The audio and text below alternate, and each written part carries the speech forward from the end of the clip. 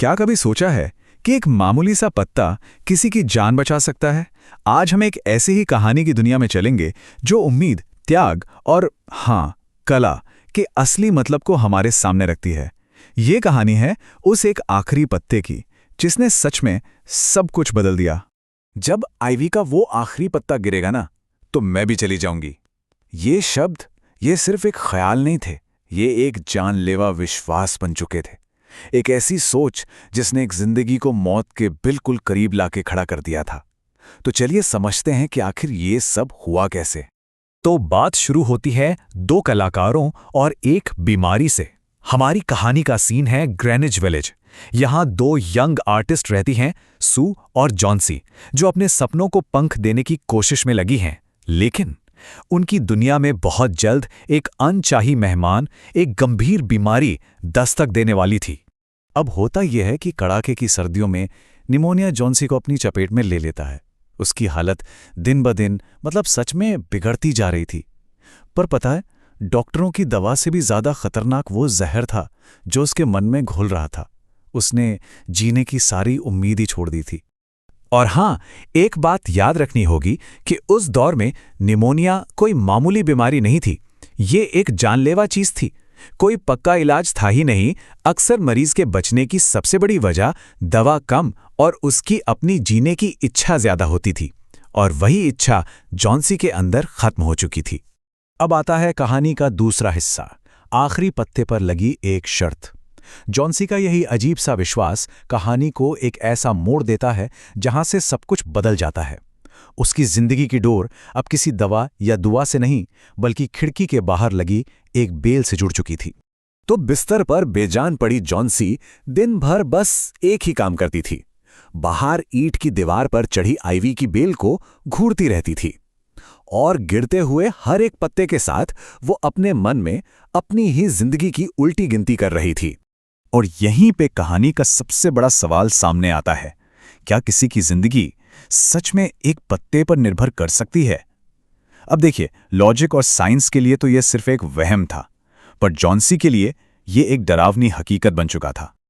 अब कहानी में एंट्री होती है बेहरमन की और उनके एक सपने की। ये वो किरदार हैं जो सब कुछ बदलने वाले हैं। एक बूढ़ा पेंटर, नाम है बेहरमन। तो बेहरमैन उसी बिल्डिंग में नीचे रहते थे। वो एक ऐसे कलाकार थे ना, जो सालों से बस एक ही सपना अपनी आंखों में लिए जी रहे थे कि एक दिन वो एक मास्टरपीस बनाएंगे, एक ऐसी कलाकृति जो अमर हो जाए। पर वो दिन अब तक आया नहीं था।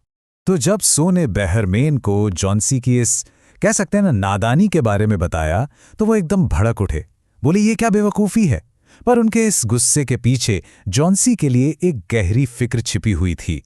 अब हम पहुंचते हैं कहानी के अगले हिस्से पर, तूफान के बाद वो पत्ता। और फिर वो रात आ ही गई। एक ऐसी तूफानी रात जिसकी सुबह या तो उम्मीद की नई किरण लेकर आने वाली थी या फिर हमेशा के लिए अंधेरा।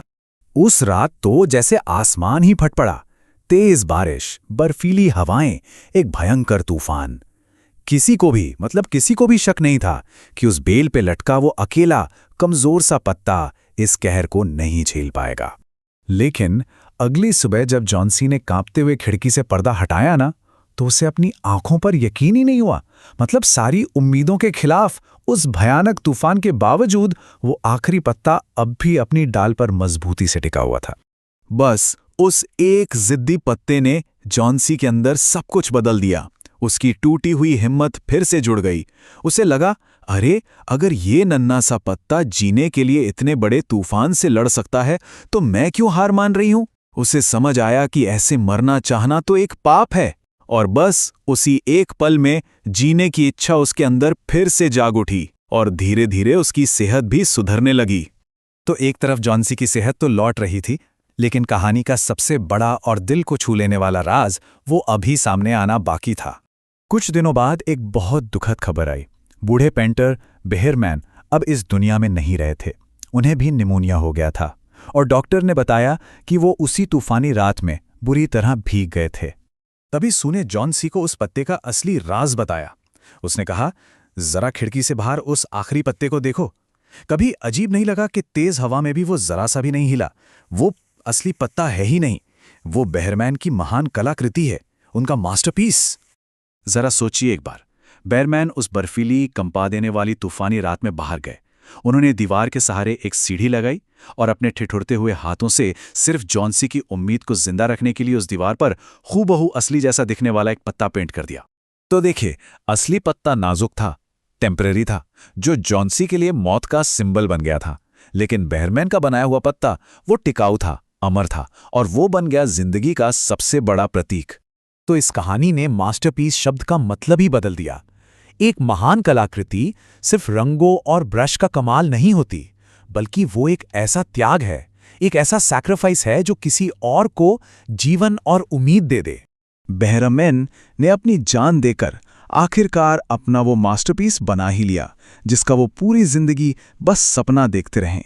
और उनकी ये कलाकृति हम सबको एक बहुत गहरे सवाल पर सोचने के लिए छोड़ जाती है कि आखिर कला का, आर्ट का सबसे बड़ा मकसद क्या है? सिर्फ कुछ सुंदर बना देना या किसी को जीने की एक वजह दे देना?